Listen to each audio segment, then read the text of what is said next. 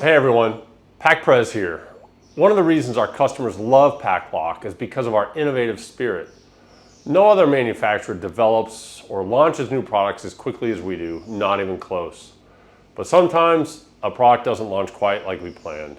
Or as SpaceX might say, it suffers a rapid unscheduled disassembly. Or maybe we just don't market it properly. Today I want to talk to you about one of those cases, the PAC-SHIELD. And if you're watching this in real or near real time, welcome to PAC-SHIELD Week.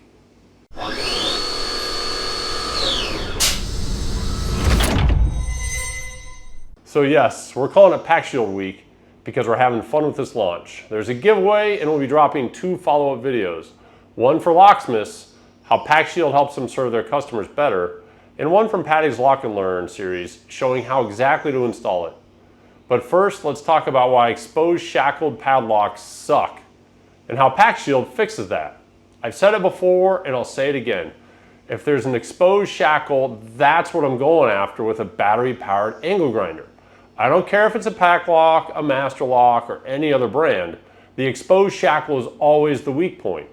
So if your application allows you to use a hidden-shackle lock, do it. Absolutely, 100%. Use a hockey puck, use a block lock, use our 84 series for roll-up truck doors. But if your application doesn't allow for a hidden shackle design, that's where PAC-SHIELD comes in. PAC-SHIELD's the simplest, smartest, most cost-effective way to give your standard UCS padlock a serious upgrade. It acts like armor around the shackle, effectively turning it into a shrouded padlock. Hey PAC-PREZ, that's not new. Shrouded padlocks already exist. Thanks, imaginary voice I just made up for the sake of this video. You're not wrong, but you're also not exactly right. Other manufacturers do make shrouded padlocks, and most of them, they suck. First, they're crazy expensive, and second, they don't often fit in real-world applications. The shrouds get in the way, and the lock won't actually lock, which you know kind of defeats the purpose. And yeah, while we're piling on, third, a lot of manufacturers are cutting these slow-moving products from their catalogs, and fourth, even if they're still made, distributors usually don't stock them. So good luck getting one when you actually need it. Now here's the kicker. Right. PAC-SHIELD isn't even new for PACLOCK. We launched the original version back in the early 2010s, but that was pre-UCS.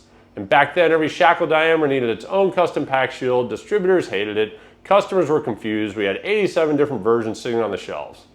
Okay, not 87, but it felt like it. So yeah, the idea was solid, but the execution, not so much. Fast forward to today and say hello to the 2nd generation PAC-SHIELD.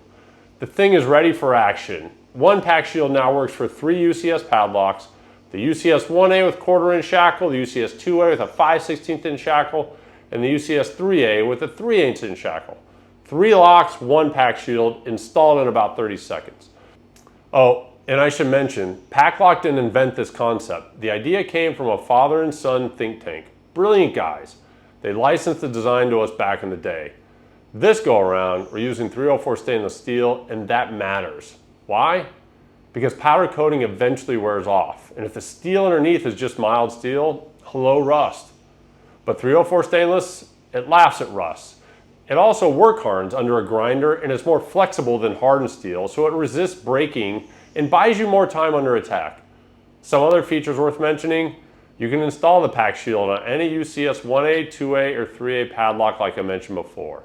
And even with the PAC-SHIELD installed, the lock is still rekeyable. You can remove the cylinder just like normal. Installing the PAC-SHIELD is simple.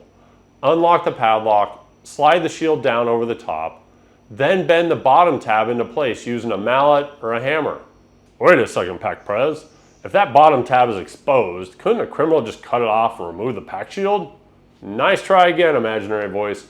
Remember, the PAC-SHIELD installs from the top. Cutting the bottom tab off does nothing if the lock is actually securing something. You still can't slide the shield off unless the lock is removed. So yeah, tab or no tab, you're not getting that thing off while it's doing its job. Now in our follow-on video for locksmiths, Biwa is going to break down exactly how PAC-SHIELD unlocks new business opportunities. And in Patty's Lock and Learn, she'll show you how, step by step, to install it. So here's your takeaways. Exposed shackles suck. Use a hinge shackle lock if you can. But if you can't, give UCS PACLOCK a steroid shot with PAC-SHIELD. I'm PAC-PREZ, and this has been a PAC-PREZ Minute, or maybe several.